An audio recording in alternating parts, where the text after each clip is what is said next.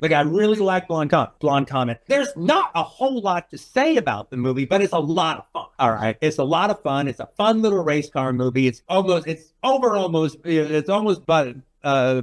over by the after a little bit before it starts. It's a lot of fun. It's cool. The chick looks the chick looks cool in the car. She looks cool with her helmet. She looks cool with her blonde hair.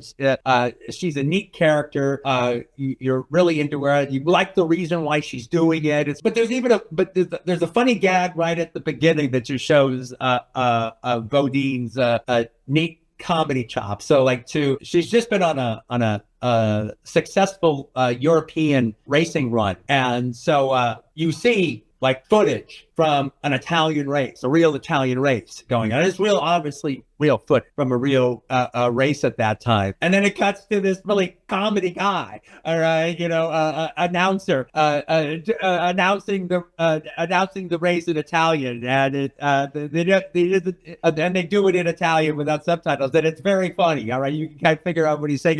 It's a real cracker. Then they cut to real footage from a French race, and then they cut to a French guy, and it's really funny. Then they cut to a race from England, and they cut to an English guy. All right, and they're all giving it to her, but also trying to take it away from her at the exact same time. And it all cuts to the swirling newspaper. All right, announcing her success. But what's really cool, also, aside from the quickness of the movie and the funness of the movie and its effectiveness, is I'm almost positive that Beaudine shot not that early stuff, because I think that's documentary footage from those particular races in Europe, but the races in the movie, all right, at Ascot Raceway in Gardena, all right, Beaudine shot that stuff, and that stuff is fucking terrific. He did a great job with that. There's really, really good stuff. And some of it is very surprising, because it's not that all of it isn't process shots. Yeah, and that's ridiculously rare. To see them actually on the racetrack and actually see cars behind them, real cars behind them, and to see them going fast, like, wow, well, that's a horse of a different color. And so some of that stuff is just really, really fun. And I love Ascot. Growing up in California, I love Ascot, and I love that commercial. Ascot and Gardena, with the San Diego Freeway meets the Harbor Freeway. Ascot and Gardena, be there.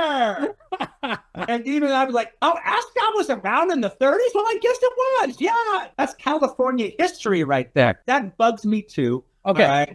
And it happens quite a bit in movies where, the lady is a great psychiatrist, or the lady is a great doctor, or the lady is great at some masculine profession at some point. All right.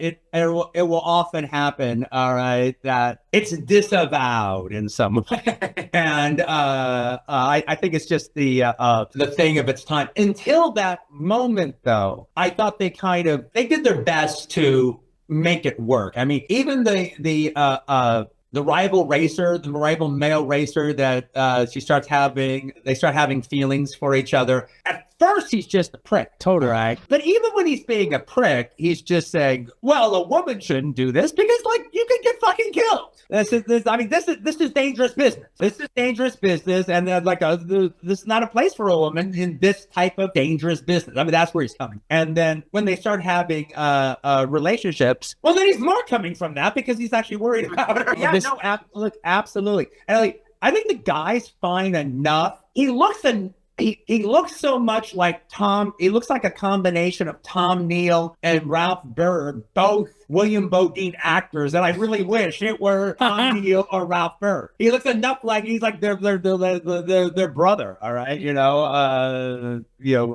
William Bird. All right, but I really like the girl. I think she's really cool. All right, the sidekick of the guy, Vince Barnett.